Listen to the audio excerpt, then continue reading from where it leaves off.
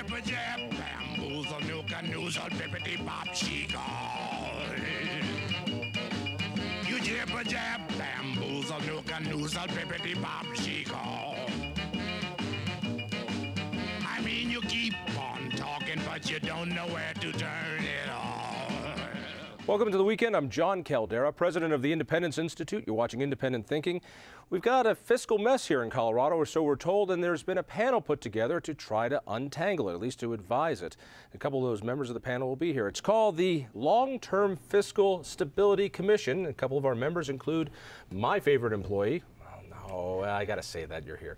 Amy Prisgoda, or actually Amy Oliver-Cooke, or just Amy Cook or Amy Oliver. Let's go with Amy Oliver-Cooke. That's easiest. All right, that's easiest. Who runs our transparency project at the Independence Institute. Renny Fagan runs the Colorado Nonprofit Association, and both of you are on this commission. Now, I'm not here to talk to you about your organization, but give it a plug because you cover a lot of nonprofits. Sure, I appreciate that. The Colorado Nonprofit Association is a statewide membership organization. We have 1,300 members. We do basically two things. One is to provide resources to the nonprofits, to our members, to help them do their jobs better by forms of professional development training. We have purchasing pool discounts for office supplies, teleconferencing. We have an insurance brokerage subsidiary, just things that help them to do their mission better. It's a trade association for not-for-profit organizations here in Colorado. That's right. Okay. And we also do advocacy on behalf of the nonprofit sector through public awareness and public policy. All right, so you'll do some lobbying for not-for-profits down at the Capitol as well. Yes. Okay. And both of you are citizens you're not politicians, but you've both been dragged onto this Long-Term Fiscal Stability Commission.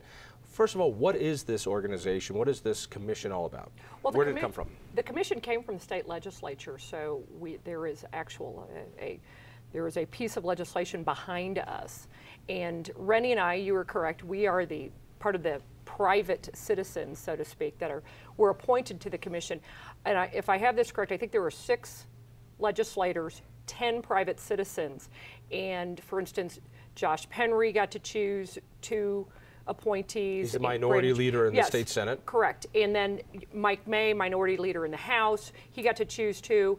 Brandon Schaefer, who is the Senate president, got to choose, I think he got 3 appointees. Anyway, that's how these appointments came about. We are charged with, and Renny, you can help me if I'm not correct on this, we are charged with trying to, quote, untangle some of the spending mandates in the state constitution to try and bring about some fiscal sanity in the state budget. Here we're talking about Amendment 23, Tabor, Gallagher, all those other things. So where did this the description about right?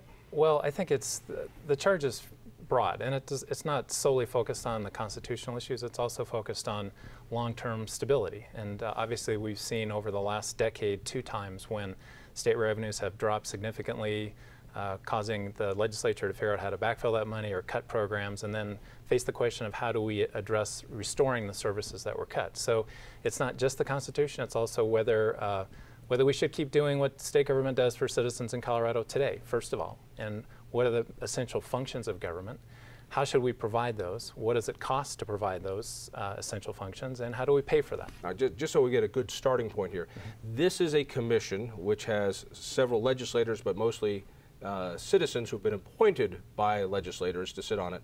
Correct. And this came through, I'm assuming, a legislative bill that the governor signed at some point? No, it was a resolution. Resolution, yeah. All right, so this is an official commission brought together by the state government. And I do believe we are also allowed to, there are bills that can come from this, but the legislators that are on the commission will have to be the ones who vote on it.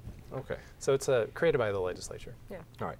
Do you have a timeline at which to come up with all the answers to solve all our fiscal woes? By November 6th, I think. November 6th of this year? Correct. Oh, well, that'll be simple. Well, I'm looking forward to all of it being over by then. That's terrific. You mentioned a starting point of saying, well, what is it that government's supposed to do? And this is a pretty broad conversation, and I feel like we never have that conversation. We always have a conversation about this bill or this special interest, but we never take a look at core functions in government. I know at the Independence Institute we talk about that a lot. Tell me about the discussions about what is the core function of state government? This is only for the state government. There's 3,000 governments in Colorado. This is really to focus in on state, correct?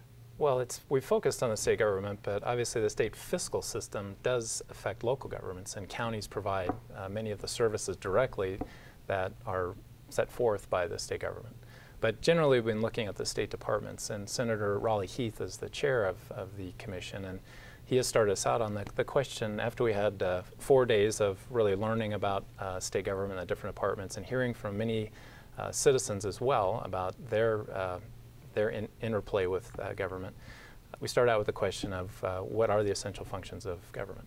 All right, so I know since within a month and a half, 2 months, you're going to be completely finished with this. So what are the core functions of government? Well, actually, this was kind of an Have you guys agreed? Oh yeah, we all full agreement. So that's what's great. Different political philosophies, we all came together, and it was a kumbaya. But actually, that question itself, we debated the actual question, because the original question was, what kind of Colorado do we want? That was the original question, to which there were a few of us who said, what I want and what somebody else wants might be different. So we looked at it and said, instead, what are the core functions of government? For instance, what essential role should government play?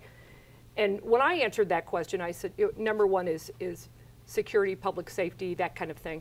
And then education, and then infrastructure. And education and infrastructure can go, I said actually infrastructure is 2, and then education is 3, but I don't know that they're necessarily, not necessarily in that order. But number 1 would be safety, security, and that includes protection of private property rights, courts, that kind of thing. And then there was, again, infrastructure, and then education. And this was kind of interesting, because then we got into a healthcare dialogue. Well, don't you just go back to the founding documents? The state has a constitution that was written back in 1876. It's been expanded since then, but we've got a core document. Was that the jumping off point? Not particularly, but I think the core principles that the members agreed on were a part of our Constitution, and certainly are part of what citizens have created and expected from government. Their K through 12 education, higher education, public safety, as Amy said, but also we added to that human service functions for the safety net, and that's some health care would be involved in human services as well. So we looked at those, and those are essentially the 6 main drivers of budgetary issues in Colorado now, those large departments of state government. Does anything not fit? I know that when the governor of Washington State some years back said, all right, we're going to come out with 4 main areas, and he came up with security, education, healthcare, and I forget infrastructure. It should be. And that was it. And he made the declaration: if it doesn't fit into any one of those 4, we're not funding it. And amazingly, every department decided which one of the 4 it popped into. Are you saying that there's 6 core functions of state government, including what we just said, and then adding to that healthcare? No, healthcare would be a part of one of the 6 main areas where state money is spent in healthcare, through Medicaid primarily. Well, is that a core function of government to provide healthcare, as far as you can see it? I think it's something that is a part of the government that we deliver, and certainly for the almost 420,000 people who receive health or Medicaid today, it's essential to them, and that's a combination of children primarily, and adults, and also seniors. So to them, that's essential, and it's important as a part of our society to provide that service. But is it a core function? In other words, I keep going back to the founding document. Is it in the state constitution?